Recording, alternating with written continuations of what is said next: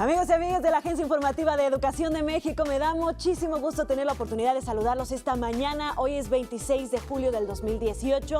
Los invito a que me acompañen en la próxima hora y media. Yo soy Ana Cristina Olvera, ya lo saben bien, para que profundicemos en temas de educación, porque sabemos que la educación es como un andamiaje que sostiene todo lo que hacemos. Así que no se pierdan este programa muy interesante donde platicaremos con Mauricio Huesca del Instituto Electoral de la Ciudad de México. Ya está aquí con nosotros. Tenemos nuestra sección Salud para Todos. Tenemos México X para hablar de cursos en línea abiertos, completamente gratuitos y mucho más. Así que acompáñenme.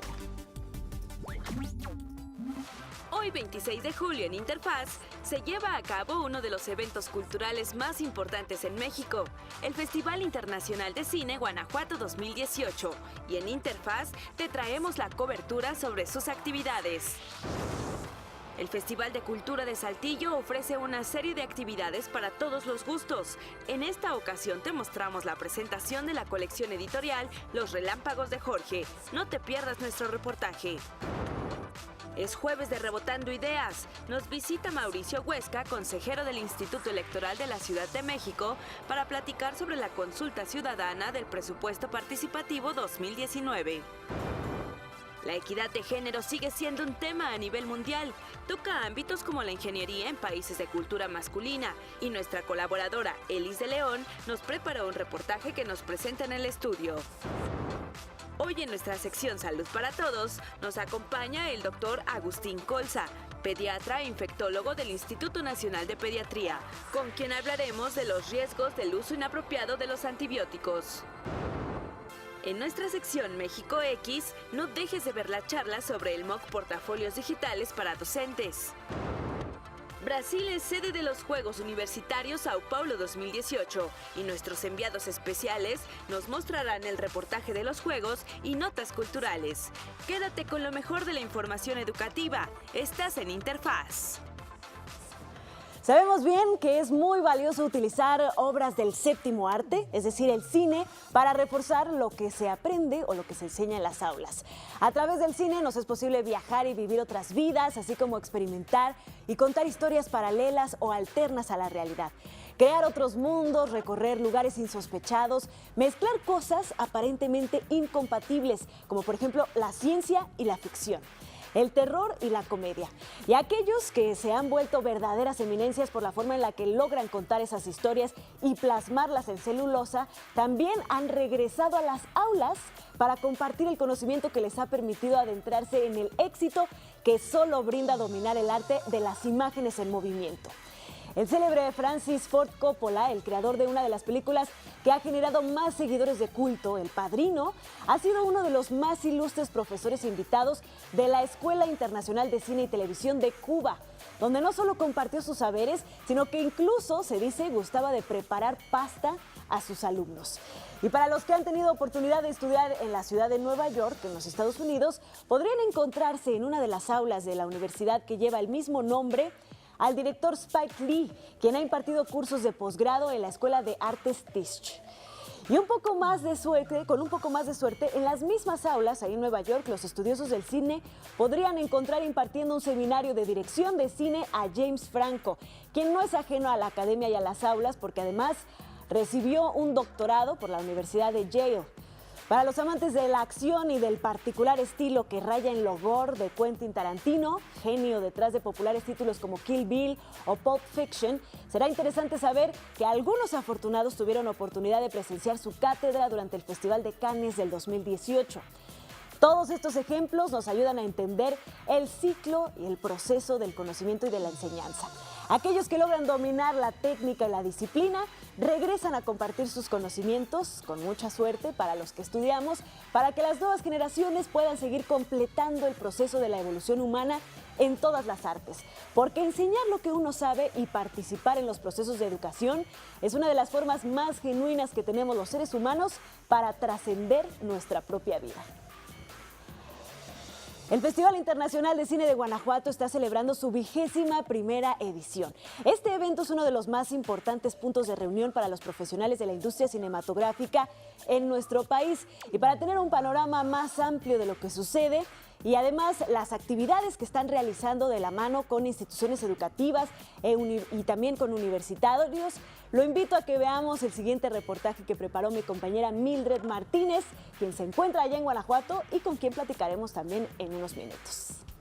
Arranca el 21º Festival Internacional de Cine de Guanajuato con la presentación de 6 historias que son parte del documental universitario Identidad y Pertenencia en el auditorio principal de la Universidad de Guanajuato. Desde el 2010, este festival impulsa la presentación del trabajo que durante 6 meses se lleva a cabo en talleres de técnicas cinematográficas como argumento, estructura, producción, fotografía, sonido, edición y postproducción, impartidos por cineastas expertos. El festival se ha preocupado por encontrar y contar las historias de Guanajuato. Hemos dado esa tarea a nuestras voces jóvenes, al talento creativa y cinematográfica que tenemos en casi cada pueblo del estado. Las universidades permiten que todos los que quieran participar envíen su proyecto y los apoyan con un presupuesto y material para filmar. Los jóvenes directores están agradecidos con el apoyo de Sara Hodge para producir estos trabajos, de los cuales 3 serán los ganadores de premios económicos de hasta 35,000 pesos. El documental pretende ser una especie de retrato de 3 raperos que viven en la ciudad de León. Ellos viven en algunas de las colonias más conflictivas de la ciudad y queríamos que el documental los mostrara bajo una luz distinta, que fuera libre de prejuicios y que fuera un verdadero encuentro pues, íntimo y documentar sus vidas. Nostalgia es un documental, me gusta decirle experimental, de cierta manera, porque es un retrato hablado de la memoria de personas de una ciudad, que vivieron una ciudad con unos cines y que ya no están. Entonces es como un retrato hablado, ¿no?, de esa memoria. La idea que yo quise transmitir a través del documental era que no importa dónde naces ni con qué naces, importa que te conozcas a ti mismo, que sepas a dónde quieres ir y que sepamos que las adversidades siempre van a estar presentes en todos lados, pero que nosotros tenemos que ser más grandes que ellas y superarlas a toda costa para lograr lo que queremos. Beto es un niño de una comunidad que representa a todos los chavitos que viven ahí, que tienen estos sueños y estas ganas de salir adelante, de superarse a sí mismos, y que a lo mejor, como todos en la vida, nos tenemos que enfrentar a un sinfín de obstáculos, ¿no?, que se nos presentan, pero esas ganas y ese amor por el juego no los limitan, ¿no?, para hacer lo que ellos quieren. La mayoría de los directores coinciden en que su objetivo es proyectar sus documentales para que la gente los conozca y participar en otros festivales. La historia de vida de Anita, que es una víctima sobreviviente de las Poquianchis, y pues en este documental ella relata cómo fue que la raptaran desde muy pequeña, el estar parte de su vida atrapada con esas mujeres y cómo ella logra escapar y encontrar su identidad, forjar una vida, una familia y darnos un mensaje de superación y de lucha, que es lo que queremos representar en este documental. El documental trata sobre la pasión de 2 danzantes, de cómo es que viven la danza, cómo es de que su familia los apoya, pues que no solamente es una danza, sino que es su forma de vivir. Siempre me había parecido interesante como todo esto que se hace en Semana Santa, porque no solo se hace ahí, o sea, se hace en muchos pueblos y pues está medio raro, o sea que sí, o sea, una persona que no sepa qué con eso va a llegar y va a decir, pues, ¿qué está pasando? Entonces fue cambiando mucho la historia. Al principio era sobre la Semana Santa en general, pero como eran 10 minutos, lo tuvimos que ir ajustando y ajustando y ajustando, y pues quedó en el personaje de Judas, porque me pareció interesante esta comparación del rechazo que tienen los indocumentados en Estados Unidos, como lo fue él, a cómo tiene el rechazo el personaje de Judas en la religión católica. Aunque la mayoría son estudiantes de carreras de comunicación, diseño y audiovisual, el concurso está abierto para que pueda participar todo aquel que esté interesado en hacer cine. El Festival Internacional de Cine de Guanajuato se celebrará hasta el domingo 29 de julio. Y estaremos muy pendientes de los ganadores de este rally universitario. Ya tuvimos aquí uno de los equipos participantes donde los estudiantes se pueden adentrar a la creación de este maravilloso arte. Vamos a una pausa y regresamos con enlace hasta Guanajuato. No se lo pierdan.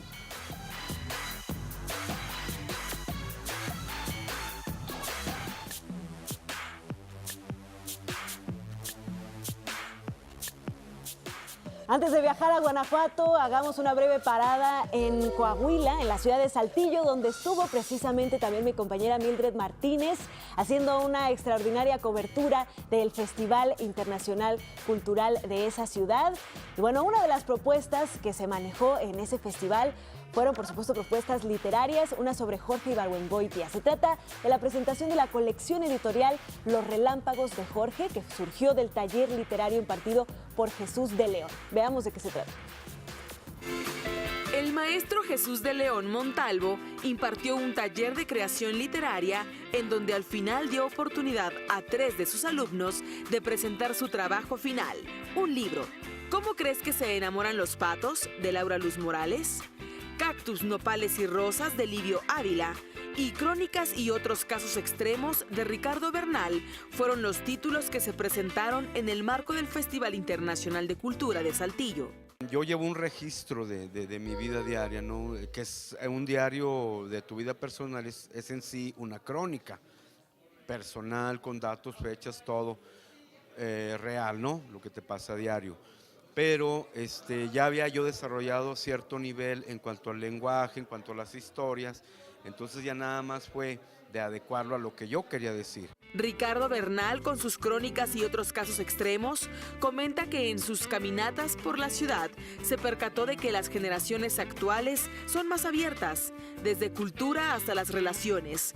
Por eso trabajó con este texto que hoy es una realidad. Por su parte, Laura Morales nos contó la historia de un amor frustrado y codependiente. Es una historia, pues no sé si decir de amor, porque es más bien como una historia de desamor, una historia sobre los romances codependientes, sobre las relaciones enfermizas, sobre cómo alguien que te marca la vida no puedes abandonarlo tan fácilmente, porque realmente no es que no quieras, sino es que hay algo de ti en esa persona. La autora comentó que no quería mostrar un amor de cuento de hadas. Al contrario, quería hacer una historia que hablara sobre los conflictos a los que nos enfrentamos día a día en una relación. Finalmente, Livio Ávila comenta que escribe porque le encanta leer. En su libro abordó un tema que continúa siendo tabú en gran parte de la comunidad en el norte del país: la homosexualidad. Personas que aman y se rebelan contra una sociedad que aún se encuentra dominada por la imagen del macho mexicano. Yo espero que sea leído, que es lo principal, y que sea discutido, gozado, sufrido también, porque son historias que sí buscan provocar al lector, buscan provocar una sensación, y creo que eso es lo más importante. Y más sobre este tema, que estando en el norte y estando en una sociedad a veces conservadora, el que se toquen estos temas es como un poco incómodo y es como una comezón, pero esa es mi idea con la literatura: causar esa comezón y causar ese placer de las letras. El taller empezó en Casa Purcell en febrero y terminó en mayo, pero cada lunes entregaban avances al maestro Jesús de León. Finalmente, el maestro eligió los mejores trabajos para publicarlos y este fue el resultado.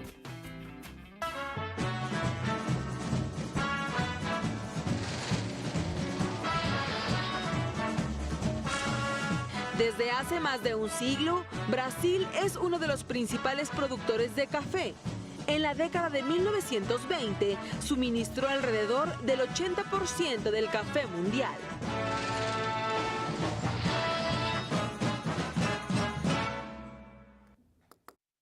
Ya se encuentra publicado el calendario escolar para el periodo 2018-2019. Consúltalo en la página www.gov.mx/SED. Conoce el catálogo de libros de texto gratuitos para el ciclo escolar 2018-2019. Ingresa a la página de la Conalité, que aparece en tu pantalla. El Niño y la Mar, un concurso que seguramente ustedes han oído hablar de él, que lo organiza la Secretaría de Marina Armada de México. Lo que busca es contribuir por medio del arte a la formación de una conciencia ecológica marítima de los niños. Mi compañera Ana Luisa Guerrero platicó con el pequeño ganador de este concurso, que celebró su edición número 41 este año. Vamos a ver todo lo que le dijo. Eduardo Avedaño Luna entrará al 6º grado en la primaria Lázaro Cárdenas, en la Sierra Juárez de Oaxaca, con una gran experiencia. Haber viajado al puerto de Veracruz y a la Ciudad de México como parte del premio por obtener el primer lugar estatal en el Concurso Nacional de Pintura Infantil El Niño y la Mar, organizado por la Secretaría de Marina. Su dibujo concursó con más de 1000 elaborados por estudiantes de Oaxaca y destacó porque realizó trazos del mar con el propósito de promover la preservación de las especies marinas en el país. Que cuidemos el mar porque es algo muy preciado que tenemos nosotros. Eduardo fue uno de los 32 ganadores del concurso en el que participaron casi 48,000 niños de todo el país. El premio que recibieron fue un viaje a la Ciudad de México y al puerto de Veracruz, donde visitaron la heroica Escuela Naval Militar, el Museo Naval de México y la Base Aeronaval de Veracruz. Como sus compañeros, Eduardo tuvo la oportunidad de navegar en un buque de la Armada de México y conocer la diversidad de especies marinas en el acuario de Veracruz. Conviví con los marinos y fuimos a la escuela naval. La experiencia que vivió perdurará en su memoria, pues representó la primera vez que viajó en un barco y convivió de forma cercana con los marinos mexicanos. Pues jamás me había subido a un barco y se sintió muy bonito. Entusiasmados y con una gran sonrisa en el rostro, los niños que resultaron ganadores de la 49ª edición de este concurso nacional de dibujo destacaron la importancia de cuidar el mar y los recursos que nos provee, y se mostraron comprometidos con promover su preservación entre familiares y amigos. Debemos cuidar y querer a nuestro planeta, pues vivimos en él. Es nuestro hogar y nos provee de recursos para poder vivir. Este recorrido nos permite aprender a hacerlo y está en nosotros compartir nuestras enseñanzas con nuestros familiares y amigos. México cuenta con más de 11,000 kilómetros de costa, los cuales son resguardados por la Secretaría de Marina, al tener entre sus funciones velar por la seguridad de los mexicanos, brindar opciones educativas en sus planteles navales y cuidar el medio marino nacional.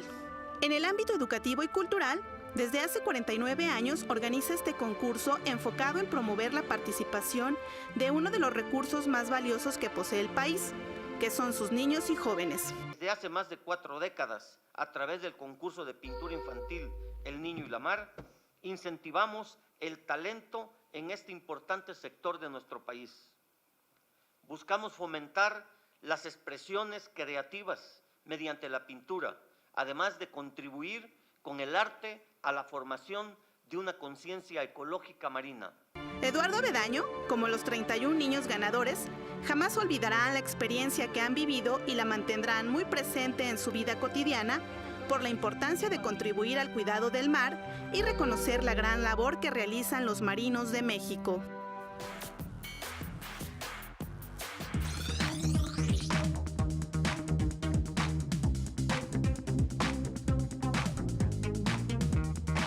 Y bueno, hoy es jueves de Rebotando Ideas, ya está con nosotros Mauricio Huesca, consejero del Instituto Electoral de la Ciudad de México, quien ya es casi de casa, ya viene y nos saluda a todos como si viniera diario. Y bueno, hoy vamos a platicábamos la vez pasada sobre esta consulta para los niños y niñas, ¿no? Que se va a realizar el mismo día precisamente que el día de la consulta del presupuesto participativo 2019, ¿cierto? Así es. Así es, pues mira, este proyecto de presupuesto participativo surge precisamente con la intención de involucrar a la ciudadanía en una rendición de cuentas, en un tipo de información, pero a su vez también un derecho a opinar y decidir sobre el presupuesto que va a ejercer cada una de su delegación. Déjame decirte que para este año se ejercieron 988 millones de pesos en las 16 delegaciones para poder ser utilizados para el presupuesto participativo. Vamos a hacer un ejemplo. En Iztapalapa, por ejemplo, que es una delegación que tiene el mayor número de colonias, que son cerca de 293 colonias y pueblos y barrios originarios, sí. El presupuesto que tuvo cada colonia fue de 473,000 pesos, mientras que, por ejemplo, Milpalta, que es una delegación que tiene el menor número de colonias y pueblos y barrios originarios, que son 12 solamente, tuvo cerca de 2,700,000 para cada proyecto participativo. Entonces, la verdad es que es muy interesante porque la propia ciudadanía inscribe estos proyectos y la propia ciudadanía los vota. ¿Qué tipo de proyectos hemos detectado? actividades culturales, actividades recreativas, actividades de educación, pero también les interesa mucho el tema de urbanismo, el tema de actividad sustentable, el tema también de equipamiento urbano, el tema también de prevención del delito. Entonces, en el marco de todos estos rubros, la ciudadanía detecta sus propias necesidades en cada una de las colonias y las presenta. ¿Cuál es el mínimo que debemos tener? 2 al menos proyectos para que pueda haber una competencia entre 2 proyectos. ¿Cuál es el máximo? 10 proyectos los que tienen que tener. Entonces, en esta lógica, la ciudadanía inscribe estos.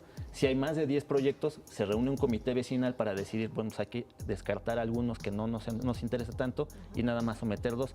¿Qué pasa si en ninguna colonia se registró ninguno? Se reúne este comité vecinal y al menos elige 2 de ellos. Pero lo natural es que se registren de manera espontánea por la ciudadanía. Para este año tenemos un total de 16,000 proyectos que fueron registrados y de los cuales se dictaminaron válidos cerca de un 70%.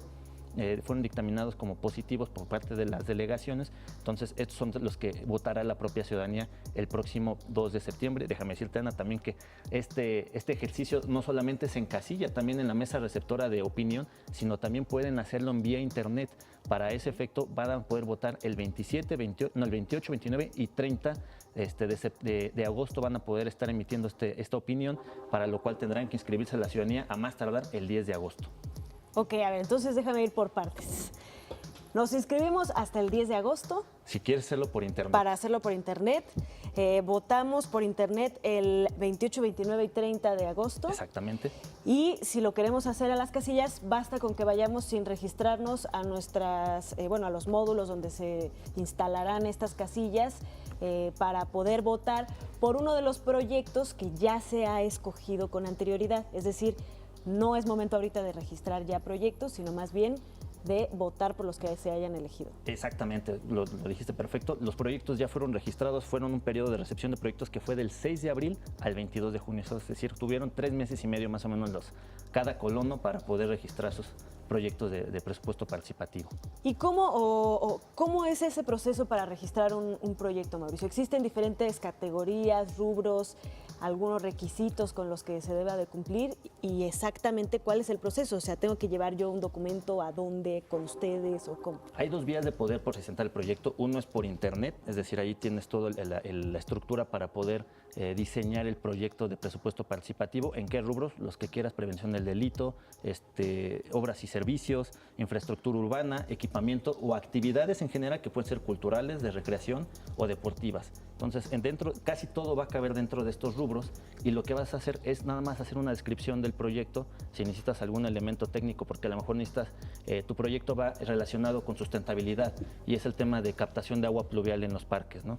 Para que fuera reciclada, reusada y utilizada para el regueo de plantas y árboles. Entonces, ¿qué es lo que haces? Pues diseñas también tu prototipo, lo presentas en internet y se queda registrado. Lo puedes registrar también físicamente con una de nuestras oficinas del instituto, que tenemos 33 oficinas descentralizadas y la oficina central, y ahí lo presentan, y desde luego estos proyectos nosotros lo que hacemos es los recabamos y los mandamos a un órgano técnico colegiado, que es el que va a dictaminar 3 situaciones: la factibilidad técnica, la factibilidad física y desde luego la jurídica, para efecto de que la delegación pueda saber si es viable o no el proyecto. Entonces, la delegación es la que dictamina la viabilidad de este proyecto y nos dice, de todo este universo de 16,000 proyectos, el tantos por ciento es viable, y entonces nosotros ya hacemos un sorteo para asignarles un número y se lleva a cabo como una elección, las que conocemos. Hay reuniones de vecinos también con el instituto y con las vecinos, también vecinas de las colonias, para que conozcan el universo de proyectos y ellos puedan saber de manera informada cuáles son estos proyectos, y el 2 de septiembre ya tengan muy claro cuál es la opción por la que quieren votar o opinar. ¿Qué tan técnicamente, digamos, correctos deben estar estos proyectos? Hemos platicado varias veces de un proyecto que pues propuso un niño, ¿no?, a través de sus papás, etcétera, y que al final pues fue uno de los ganadores. Si yo tengo una idea o un proyecto que quiero proponer, ¿qué tan experto tengo que ser en el tema? ¿Qué tan a fondo tiene que estar planteado este proyecto? Pues no tienes que tener la expertise a lo mejor de un físico, de un arquitecto, de un ingeniero, no. Lo único que tengas es detectar muy claramente una necesidad en tu colonia, y a partir de esa necesidad pues muchas veces nosotros se nos ocurren cosas de, híjole, es que en este semáforo siempre hay un accidente, a lo mejor para prevención ¿no? Un tope que haya, a lo mejor desde cosas tan básicas como eso, decir, pues aquí puede haber un tope, o puede haber una señalización, o puede haber, o que vas al parque y que necesitas bebederos para los niños y adolescentes que van y los juegos mecánicos, los juegos, perdón, que están ahí, pues a lo mejor dices, pues aquí necesitaríamos tener a lo mejor agua potable para los niños, y a lo mejor ese sería un gran proyecto para el presupuesto participativo, o que camina siempre por un sendero que no hay poca luminosidad, claro. Y a lo mejor aquí necesitamos luminarias, o necesitamos cámaras, o cualquier otro tipo de proyecto. No necesitas tener muchos conocimientos, sino nada más detectar esta necesidad y proponerla. Mauricio, ¿qué te parece si vamos a una pausa y regresando platicamos de cómo puede la gente consultar estos proyectos que ya pues han sido elegidos, o saber cuáles son, claro, para pensar en cuáles quieren pues escoger durante su voto en septiembre o en agosto, si es que lo van a hacer por internet? Perfecto. Estamos en Interfaz, no se vayan, seguimos platicando con el consejero Mauricio Huesca.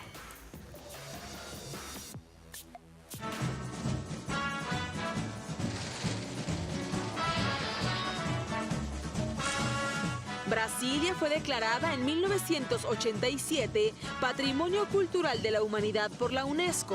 Es la única ciudad construida en el siglo XX que ha recibido este honor.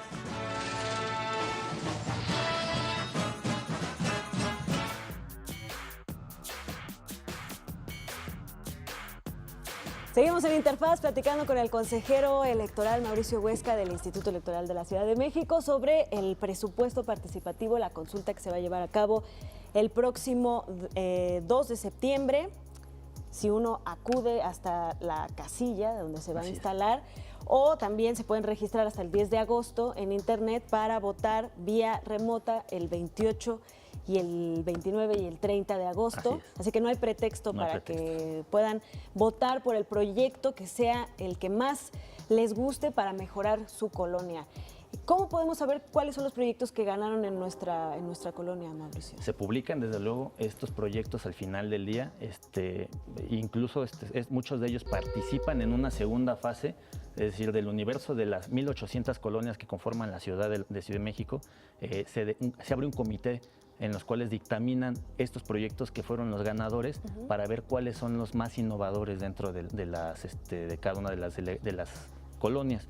Y a partir de estos ejercicios lo que se hace es premiar incluso al ciudadano o la ciudadana que presentó estos proyectos. Por ejemplo, este año se entregaron muchos premios a las personas que entregaron proyectos participativos vinculados con actividades culturales, y la gran mayoría con actividades de sustentabilidad y renovación y energías limpias, como desde que van de fotoceldas, sistemas de captación de agua pluvial, reciclaje de agua, y todos estos, o sea, para parques, porque es mucho lo que vimos que detectan mucho, renovación de energías limpias para darle sustentabilidad a los parques públicos o para darle sustentabilidad a los hogares. Hubo ciudadanos que presentaron un proyecto para un determinado número de casas en una colonia para la renovación de energías limpias, ganó y se instalaron estas energías limpias en cierto número de casas particulares. Eso está muy interesante, Mauricio, porque bueno, estamos viendo aquí en las imágenes que están pasando atrás de nosotros, pues estas, digamos, el antes animaciones, y después, ¿no? de las fotografías de antes y después de estos proyectos de presupuesto participativo que han ganado y donde se ve realmente cómo cambia. Y es que, pues todos siempre somos muy buenos para quejarnos, ¿no? Estar en la colonia y decir, es que cómo es posible que no arreglen esto, que no pongan esto, que no haya luz acá, que el parque, etcétera. Y esta es una verdadera oportunidad que tenemos los ciudadanos de la Ciudad de México, por lo pronto, para mejorar y plasmar esas ideas que tenemos, incluso estos proyectos muy interesantes que nos decías sobre innovación, ¿no? Así es. Si estamos viendo que queremos caminar más rápido que el resto hacia las energías renovables, las energías limpias, hacia otras maneras de organizarnos en nuestra colonia, esta es nuestra oportunidad. Cuéntanos de otros proyectos que hayan sido emblemáticos y te hayan llamado la atención. Exitosos, sin duda alguna, los talleres de actividades culturales, actividades para adultos mayores, también hubo muchos proyectos en los cuales personas de la tercera edad detectaban que no tenían actividades lúdicas o recreativas dentro de su colonia, y que llevar a cabo una actividad lúdica les demandaba pues tomar un transporte público con todos los riesgos para una persona de la tercera edad que ello podía implicar, y por ello se reunió un grupo de personas de la tercera edad, propusieron unos proyectos, por ejemplo, equipamiento dentro de un salón para movilidad de ejercicios de personas de la tercera edad que fueran monitoreados por, desde luego, personas que conocieran el manejo de adultos mayores, y se habilitó este espacio público también para que fueran a recibir terapias, fueran a recibir y ellos también pudieran ejercitar y de esta manera pues seguir con los músculos no atrofiados y poder tener movilidad. Y ganó este proyecto de presupuesto participativo en una delegación, y la verdad es que pues también fue uno de los proyectos que también ganó este premio de proyecto innovador, muchos otros también vinculados con música, con arte, con cultura. Muchos de ellos también relacionados en un parque público en Álvaro Obregón, me acuerdo, nada más era algo tan sencillo, Ana, de que decían, es que aquí en este parque público cuando llueve se inunda todo y el agua se desperdicia porque va al alcantarillado en vez de que se reuse para la captación del subsuelo. Entonces lo único que el presupuesto era, o el proyecto era, hacer canales de distribución del agua en todo el parque, implicaba rediseñar la estructura del parque, pero para tener esta captación de agua, y en lugar de que se fuera a las coladeras, se fuera a las áreas verdes para que el subsuelo tuviera esa captación de agua, y en vez de tenerlo en las coladeras, lo tuviéramos en las áreas verdes. Cosas de esas tan sencillas, la verdad es que son proyectos innovadores de sustentabilidad y que desde luego pues generan una mejora para la ciudadanía. Hay un punto importante que creo que vale la pena aclarar, porque lo vivimos año con año en el ejercicio, bueno, más bien en cada elección, vivimos siempre una situación del tema de las casillas especiales. ¿A qué me refiero con esto? Que muchas veces no estamos donde, o no vivimos donde nuestra dirección de la credencial de elector dice que vivimos.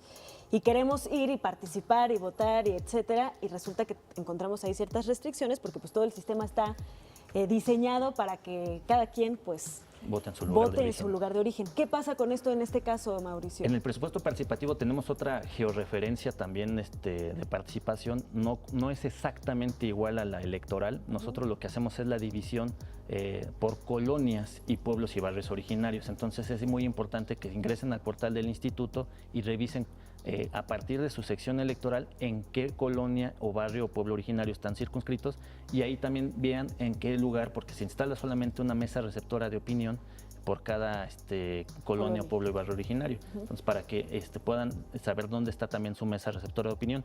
Y si es muy complicado moverse hacia la mesa receptora de opinión, está la vía de voto electrónico, para que ahí sí no hay duda alguna de saber cuál va a ser la mesa receptora, porque pues le van a aparecer directamente en el internet cuáles son las 10 propuestas de presupuesto participativo. Exactamente. Suyo, ¿no?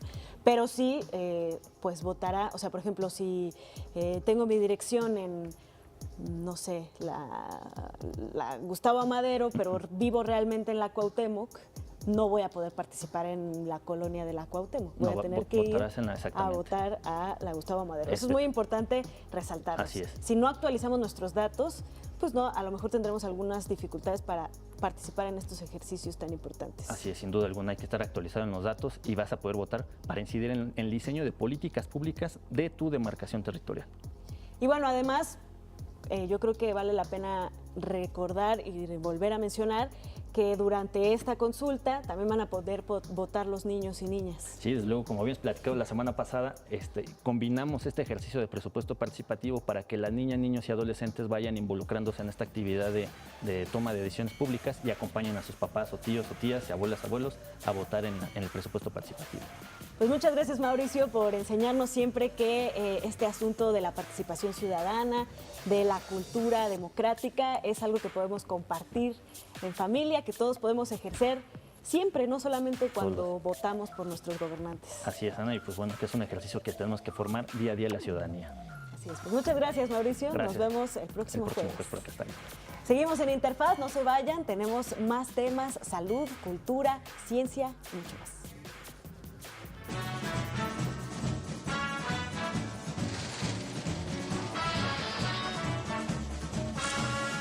Brasil es una república constitucional con 26 distritos federales. La constitución vigente fue promulgada en 1988.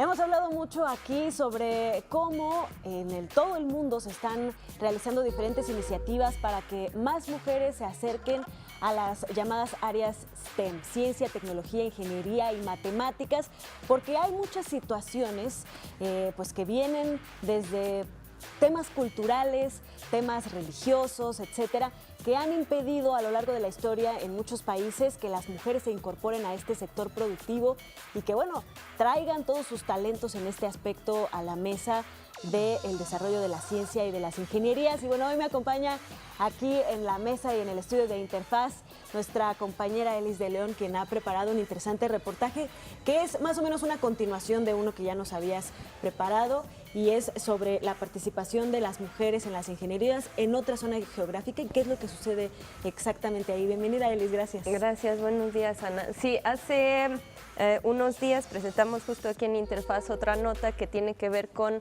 las mujeres de la parte europea, un poco más del sur, Montenegro y los países balcánicos, y también la comparación de las mujeres que se están involucrando en ciencias como la ingeniería en los países bálticos también, ¿no? Letonia, Lituania, Estonia, y cómo está el contraste más o menos actualmente de esta participación de las mujeres.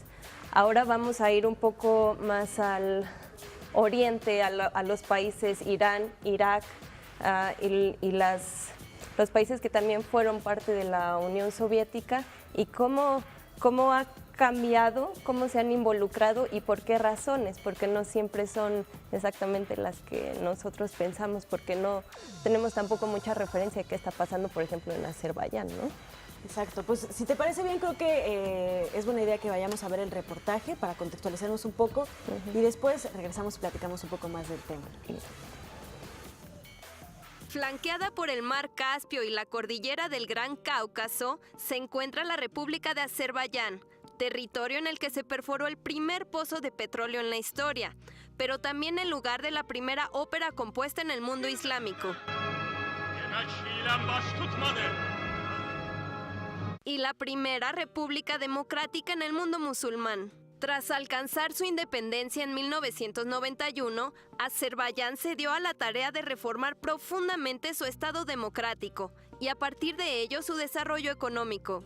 Este cambio representó una nueva ventana para su población femenina y su papel en la economía y la sociedad.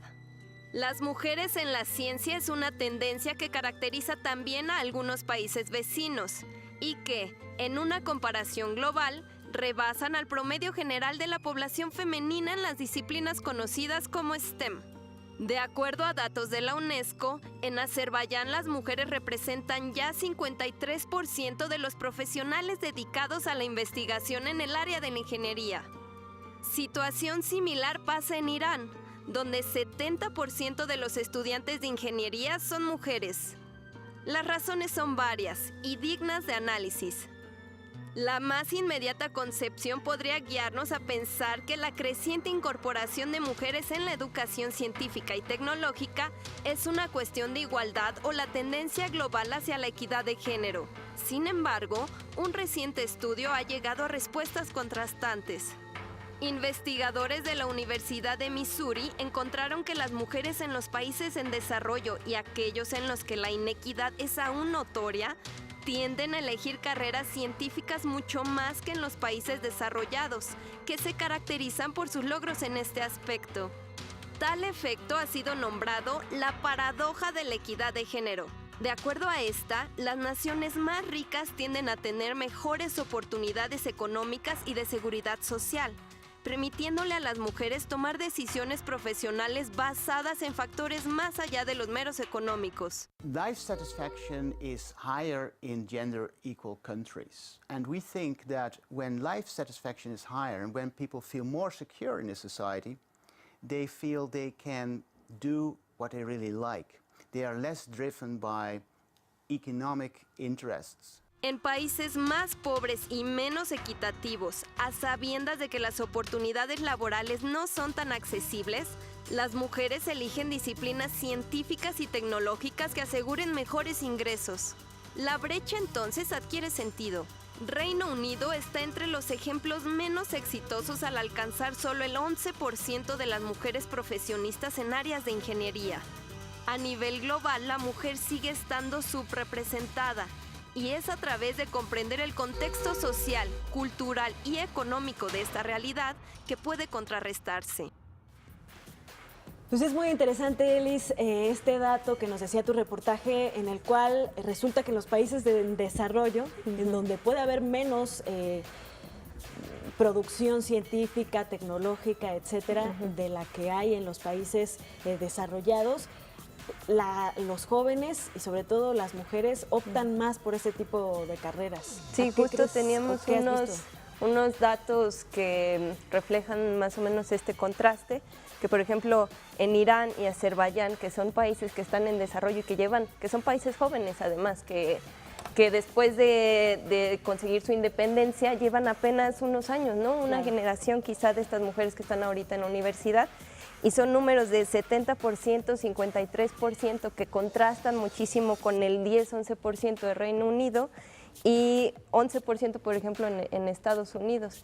Y lo que decía el investigador de la Universidad Americana que vimos en la nota, las personas que tienen como ya más asegurados cuestiones de dinero, de su casa, de alimentación, de todo, ya no se preocupan por esa parte, y conseguir una carrera que les asegure un mejor ingreso ya no es prioridad. Claro. Y países como Irán, Azerbaiyán, que tienen mucho más retos como intelectuales y que estas carreras les aseguran un ingreso que proteja mucho más a su familia, a su futuro, pues están tomando estas opciones. Que se refleja, por ejemplo, también en casos como el de México, ¿no? Teníamos aquí hace unos días al subsecretario Rodolfo Tuirán, subsecretario de Educación Superior, y nos decía cómo México también es una potencia en la capacitación de ingenieros, ¿no? Uno de los países que más ingenieros, de donde más ingenieros se gradúan al año. Entonces es muy interesante esto que encontraste, Elis. Pues es muy interesante saber qué está pasando además en otras partes del mundo, ¿no? Y veremos cómo esto pues va a ir afectando las pirámides de desarrollo. Pues ya hemos visto cómo en los países desarrollados se están invirtiendo, por ejemplo, las pirámides de nacimiento, pero también seguramente se invertirán en algún punto estas pirámides de motores de desarrollo. Sí, claro. Pues muchas gracias, Elis. Esperamos pronto con otro interesante reportaje internacional sobre lo que sucede en la educación, la ciencia y la cultura. Sí. Estamos en Interfaz, no se vayan, tenemos mucha más información, salud, México X, y por supuesto viajaremos hasta Sao Paulo, Brasil.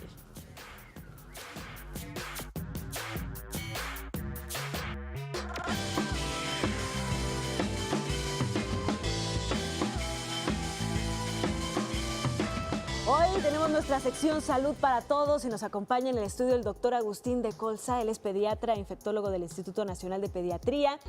Y bueno, ya hemos estado hablando de este tema durante varias participaciones de los médicos en esta sección Salud para Todos sobre pues el problema que se puede causar con el uso indiscriminado o mal uso de los antibióticos.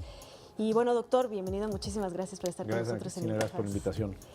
Me parecería muy interesante que abordemos ahora el tema de cómo manejarlo con los niños, porque pues este es un caso especial, ¿no? Muchas veces los padres, sobre todo los primerizos, claro, están muy ansiosos cuando pues sucede alguna enfermedad con los niños y quieren soluciones rápidas, sí, quieren algo que los saque, pues que saque a los niños de la molestia, de pues estar sufriendo con estas enfermedades que a veces pueden ser con muchos síntomas incómodos, ¿no? Una gripe, alguna infección leve, etcétera. Claro.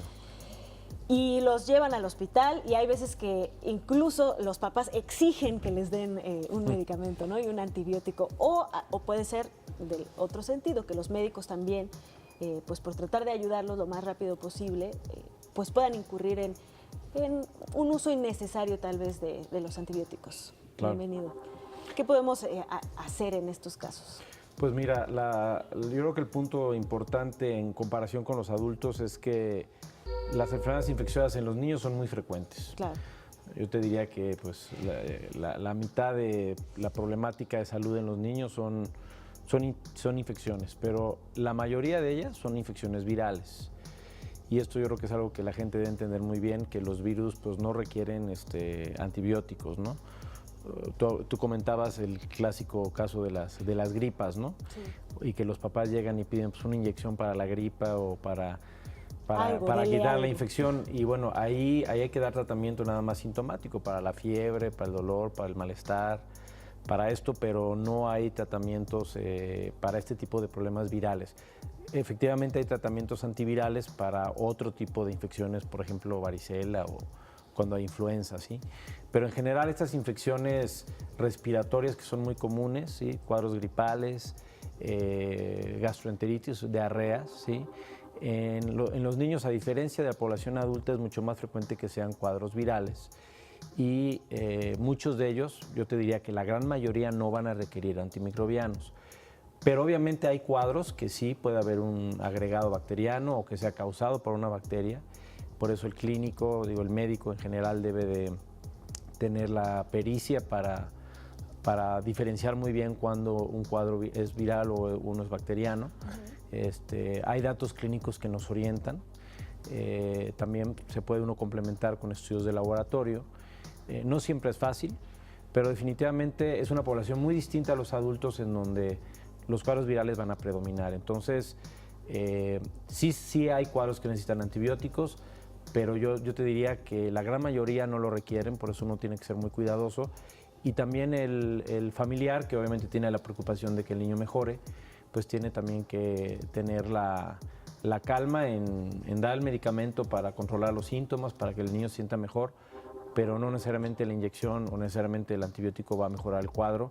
Y esto, por el contrario, puede traerle efectos adversos o puede empezar a generar resistencia en las bacterias y todo lo que esto conlleva, ¿no? ¿Sería más peligroso en un niño generar esta resistencia o, bueno, más bien que las bacterias que están, digamos, infectando de alguna forma al niño generen esta resistencia a los antibióticos a largo plazo, o es el mismo caso que para los adultos? Bueno, el riesgo finalmente es que se va cambiando un poco la microbiota, es decir, nosotros como humanos tenemos microorganismos, tenemos muchos microorganismos, no todos son patógenos, ¿sí? De hecho, hoy por hoy con toda la cuestión de la metagenómica, eso se está estudiando el papel benéfico de los microorganismos en el cuerpo, no necesariamente todos son malos. Claro. Pero al recibir antibióticos de manera inapropiada, sí ciertos patógenos empiezan a adquirir patrones de resistencia más elevada porque finalmente se exponen a un antibiótico que no necesitaban en ese momento. Sí. Entonces, si el niño a futuro hace una infección, pues ya lo puede hacer con un germen mucho más resistente y entonces la infección ya es más difícil de tratar. Todo niño le hace un antibiótico, bueno, y aparentemente pues no vas a ver, a menos de que haga un efecto serio con el antibiótico, no vas a ver ningún cambio en la cuestión del comportamiento, de cómo está su microbiología de su cuerpo, ¿no? Pero esto está muy bien estudiado y bien documentado que en la medida que nosotros estamos retando a esas bacterias que están ahí y las sometes a los antibióticos, pues ellas empiezan a defender y empiezan a generar resistencia. Entonces, cuando verdaderamente haces una infección, ya lo haces con un patrón mucho más resistente y eso implica un tratamiento mucho más avanzado, más elevado, y esto pues eleva costos, eleva incluso hasta tratamientos que requieran ser, por ejemplo, parenterales, ¿no? Que no haya necesariamente por vía oral. Entonces, sí hay una consecuencia en esto porque pues muchas infecciones, incluso siendo bacterianas, no siempre se tratan, ¿sí? Claro.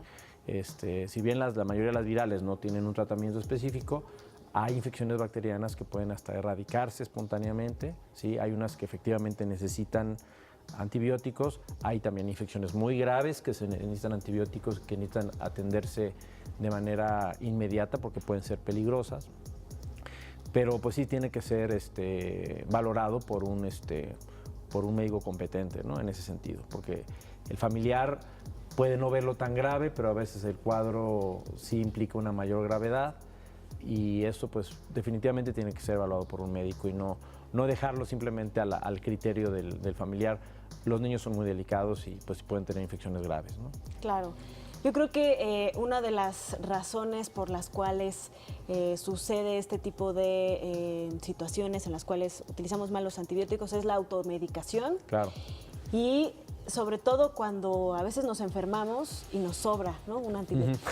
Y luego un día tenemos más o menos los mismos síntomas y decimos, pues me quedó un poquito de esto, un poquito de aquello.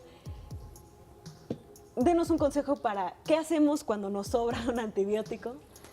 Porque a veces también uno dice, ¿por qué voy a tirar esto que me costó tan caro, ¿no? Claro. Y que sirve tanto, mejor lo voy a guardar para otra ocasión. Claro. ¿Qué podemos hacer con ellos? Muy rápido para pues, finalmente orientar a la gente en este aspecto. Bueno, pues la realidad es que el tratamiento, una vez que se termina, normalmente no debería sobrar tanto medicamento, ¿sí? O sea, realmente se calcula y generalmente las presentaciones vienen para más o menos cubrir los tiempos de tratamiento. Cada infección tiene una duración de tratamiento que puede variar entre 3, 5, 7, 10 días, todo depende del cuadro infeccioso. Pero sí, yo recomendaría que no necesariamente se guarde. En primero tienen fecha de caducidad, claro. Sí, la viabilidad del medicamento también se va perdiendo. Y lo peor es que uno diga, pues ahora tengo lo mismo y lo vuelvo a tomar. O peor tantito, que se lo des a la vecina o a alguien que tiene un cuadro que tú crees que puede ser similar. Claro. Yo creo que lo más correcto es que mejor se elimine y bueno, siempre acudir al médico. Siempre consultar al médico porque con los niños es un poco más delicado. Pues muchísimas gracias, doctor, por habernos acompañado. Gracias, Cristina, un placer. Seguir hablando de este importante tema para tratar de erradicar. Te agradecemos mucho. Gracias a usted. Seguimos en Interfaz, no se vayan.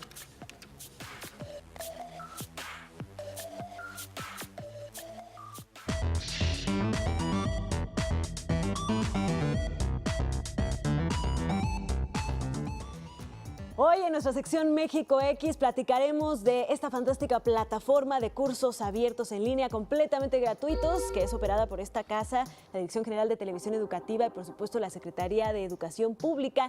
Y para platicar de México X nos vamos a enlazar hasta Puebla con el doctor Luis Antonio Villafán Amezcua. Él es colaborador de la Subdirección de Educación a Distancia y maestro en Tecnología Educativa de la Universidad Tecnológica de Puebla. Y vamos a hablar sobre un MOOC que se llama Portafolios Digitales para Docentes.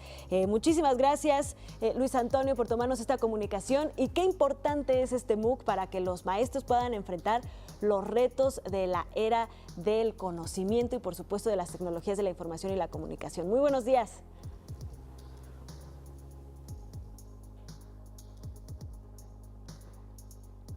Difundir este programa, este MOOC, en el que hemos invertido y ya tenemos experiencia, ya es la segunda vez que lo impartimos a través de la plataforma México X, y poder hacer llegar este mensaje a tu audiencia y a más participantes, sobre todo dirigido a nuestro perfil, a docentes de todos los niveles educativos, primaria, secundaria, media, superior, que requieren de esta nueva literacidad, de esta nueva competencia digital para mejorar su desempeño en la práctica docente. ¿De qué se trata, Luis Antonio, exactamente este tema de los portafolios digitales? Platíquenos un poco más de qué se trata. Sí, Ana Cristina, con todo gusto. El portafolio digital es este espacio virtual en la nube en donde el profesor puede hacer una colección de sus materiales didácticos que va a compartir con sus estudiantes. A través de la nube, evidentemente, poder compartirlos con ellos y al mismo tiempo también ser un medio, una herramienta de evaluación del desempeño.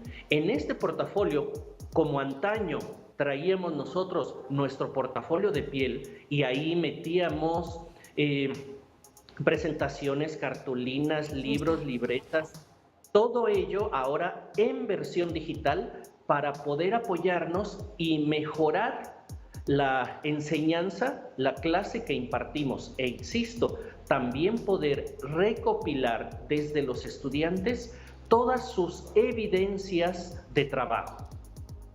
Esto es el portafolio digital del docente. Sin duda alguna, así como nos lo describe, es una herramienta ya fundamental para los maestros en el siglo XXI.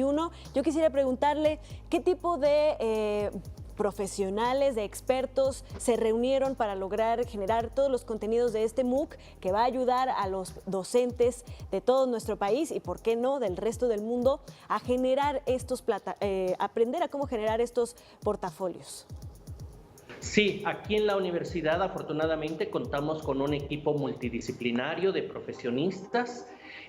Hay quienes participamos desde la parte pedagógica y en la parte tecnológica hay sobre todo perfiles multimedieros, les decimos ahora, ¿verdad? A los profesionistas encargados de convertir las ideas, las intenciones pedagógicas en material atractivo, innovador, intuitivo para los estudiantes. Dígase desde videoclases, desde podcasts, desde infografías y también de expertos en diseño instruccional. Aquellos quienes van armando como una cadena, eslabón tras eslabón, las actividades y las sesiones que nuestros participantes irán siguiendo y podrán ir dosificando a lo largo del tiempo en que está previsto.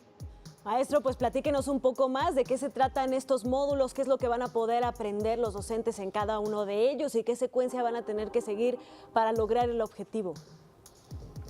El primer módulo, en el primer espacio, vamos a hacer un acercamiento. Esto que ahorita te acabo de describir brevemente en unos segundos sobre qué es el portafolio, bueno, pues vamos también a hacer un acercamiento.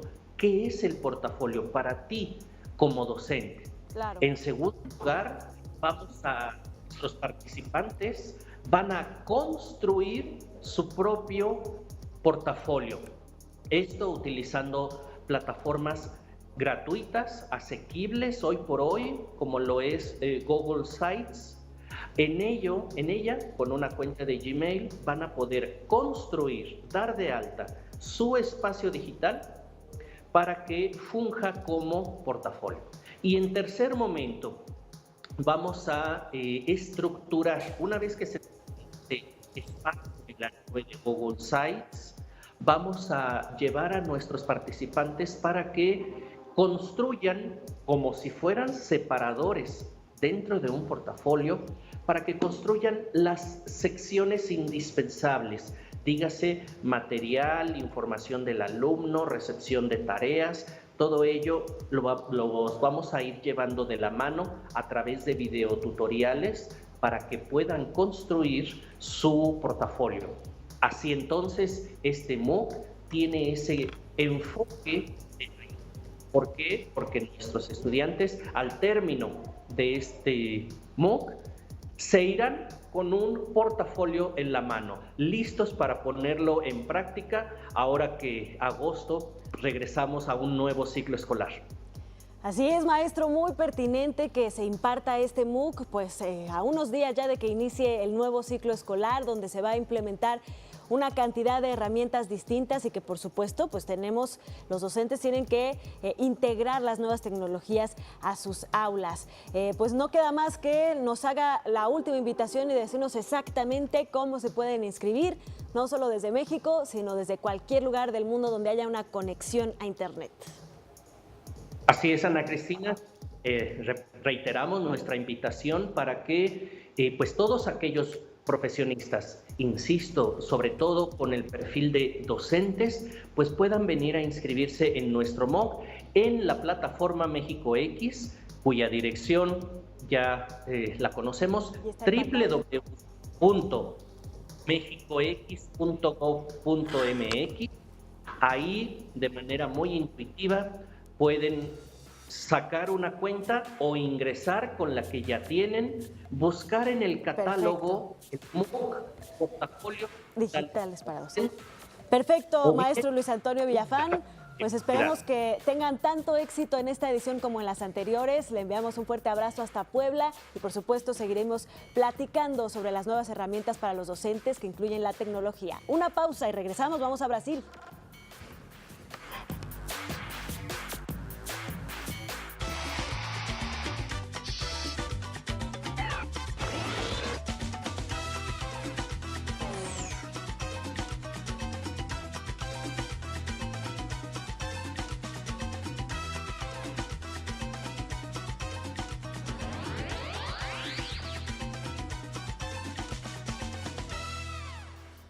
Gracias por seguir con nosotros en Interfaz. Y bueno, desde el pasado jueves hemos iniciado en la Agencia Informativa de Educación de México una intensa cobertura desde la ciudad de Sao Paulo, Brasil, de dos aspectos muy importantes. Uno, por supuesto, los primeros Juegos Panamericanos Universitarios, donde por primera vez los estudiantes de universidades de todo el continente se dan cita en una misma ciudad para competir y pues medirse en quiénes son los mejores y que podrían por supuesto representar después a sus países en otros juegos de carácter internacional, como son las mismas Olimpiadas, los Juegos Centroamericanos o Panamericanos, ya no en un nivel universitario, sino pues los que organizan las instituciones deportivas internacionales alrededor de todo el mundo. Pero también hemos estado conociendo más sobre la educación, la sociedad, la cultura de ese maravilloso país, Brasil, y por supuesto de la ciudad de Sao Paulo. En esta ocasión, nuestro compañero Luis Gavino Alzati nos presenta un trabajo especial sobre un chelista que tiene características muy particulares. Vamos a ver.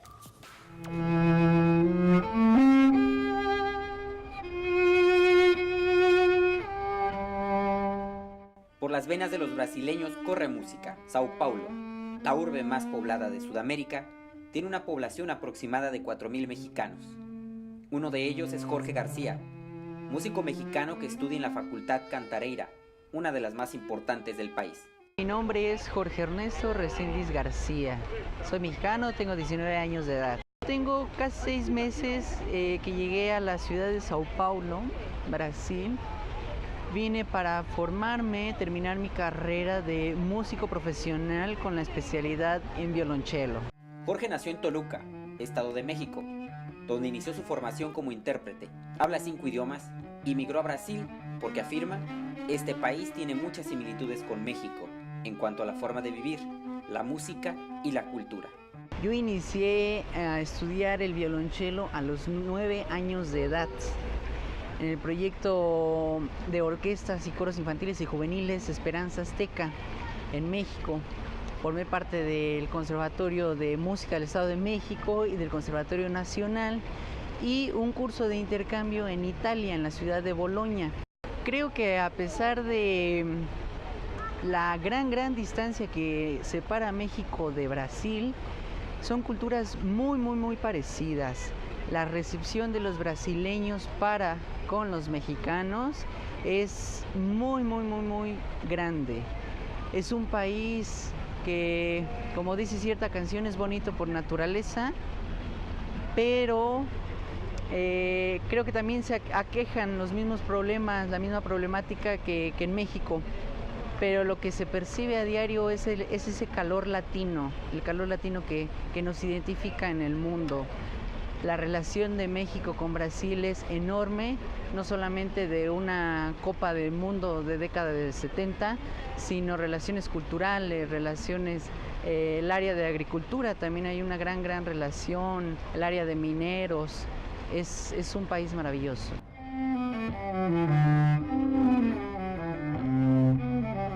La música le ha brindado la oportunidad de compartir el escenario con algunos de los músicos más destacados de nuestro tiempo. Yo he tenido el gran privilegio de compartir escenario con artistas de la talla internacional como el gran violonchelista mexicano Carlos Prieto, junto con otro de los mundialmente reconocidos Yo-Yo Ma, el violinista Joshua Abel, el tenor Plácido Domingo, el afamado jazzista Paquito de Rivera, y grandes, y aunque no tan famosos, pero de gran corazón, grandes maestros. Creo que la cultura mexicana también, al igual que la brasileña, respira y siente música. Eso es lo que, para conocer a un pueblo, para conocer a una nación, creo que la mejor manera es a través de la música, a través de sus canciones. Jorge usaba las crayolas como baquetas de batería. Por eso sus profesores confundieron su pasión por la música con un problema de hiperactividad. Descubrí que quería ser músico. Uno lo descubre cuando la misma música te atrapa, te envuelve y no te desconectas completamente del mundo por estar con ella. La música no es dicho una profesión, pero es una forma de vida, es un tipo de vida. Una vez que la música te atrapa, no te deja, y tú tampoco la tienes que abandonar.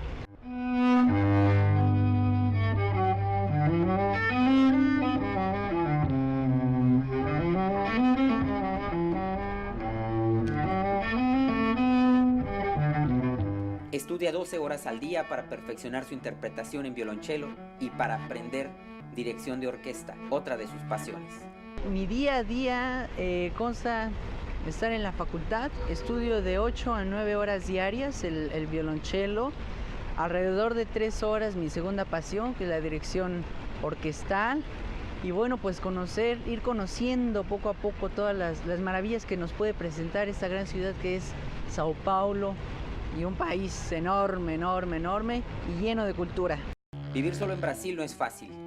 Además de la distancia que lo separa de su familia en México, el costo que implica para un estudiante extranjero habitar esta ciudad es alto por la calidad de los servicios que brinda. No obstante, para Jorge, la experiencia lo vale. Creo que es una experiencia maravillosa el descubrir, también acercarte un poquito más al idioma del día a día, convivir con los mismos brasileños, en donde la recepción de los mexicanos con los brasileños también es muy, muy, muy buena. Y Brasil es un país maravilloso.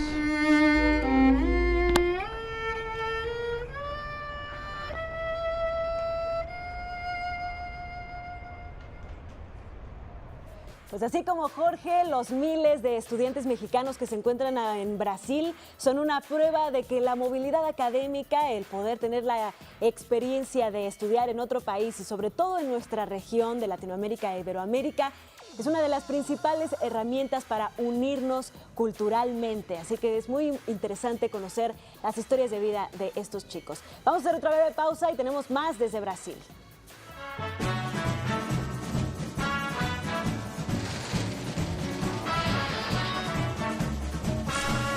Brasilia fue declarada en 1987 Patrimonio Cultural de la Humanidad por la UNESCO.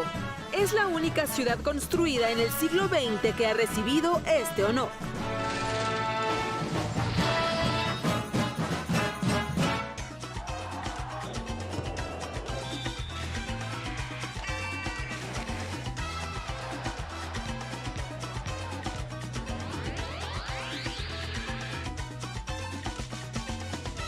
Ya estamos aquí bailando samba con mi querido Jorge Rubio, quien nos va a llevar de vuelta hasta Sao Paulo, también con Eduardo Gaitán, para hablar de los Juegos Panamericanos Universitarios, Jorge. Así es, Ana, qué gusto saludarte. Miras qué pasos de samba tengo. Yo alguna vez lo intenté en los Juegos Olímpicos, soy bastante malo, mejor me dedico aquí a dar los deportes, porque sí, para bailar samba, una tristeza. Y quien no es una tristeza bailando samba es Eduardinho Gaitán, quien sigue en Sao Paulo, y vamos a ver qué nos tiene de información este día. Lamentablemente, pues México ya se va al tercer lugar en el medallero. Lalo, buen día.